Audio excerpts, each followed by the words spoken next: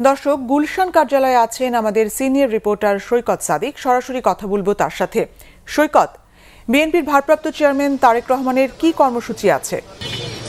নাদিরা, বিএনপির ভারপ্রাপ্ত চেয়ারম্যান জনাব তারেক রহমান এই বছরের শুরু থেকে আপনি জানেন যে 1 জানুয়ারি থেকে গুলশান বিএনপির যে চেয়ারপারসন, প্রয়াত বিএনপির চেয়ারপারসন বেগম খালেদা জিয়া, তার যে কার্যালয় যেটাকে আমরা বলি, সেখানে তিনি নিয়মিত আসছেন এবং দলের সাংগঠনিক কার্যক্রমে অংশ নিচ্ছেন।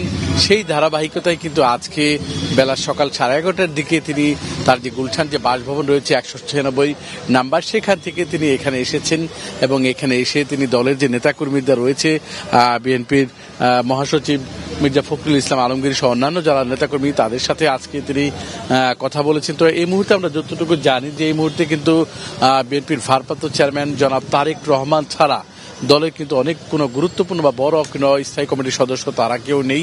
সারাদিনই অনেক নেতাকর্মীরা এসেছেন, বিকেলে এসেছেন, সন্ধ্যাবেলা এসেছেন এবং ঘণ্টা খানিক আগে আপনি জানেন যে তারেক রহমান ঢাকা 17 আসন থেকে নির্বাচন করতে যাচ্ছেন। এই আসনের যারা নির্বাচনী সমন্বয়কের দায়িত্বে রয়েছেন আব্দুল সালাম এবং ফরাদ হালিম ডোনার, তারা এসেছিলেন এবং তারা কথা বলেছেন যে নির্বাচনের বিষয়ে কোনো আলাপ আলোচনা হয়নি। দলের যে সাংগঠনিক যে কার্যক্রম সেসব বিষয় নিয়ে আলোচনা হয়েছে। যদিও আজকে রাতে তারেক রহমানের একটি নির্বাচনী ক্যাম্প উদ্বোধনের কথা ছিল, যেহেতু নির্বাচন কমিশনের বিধিনিষেধ থাকায় সেটাও আজকে হচ্ছে না।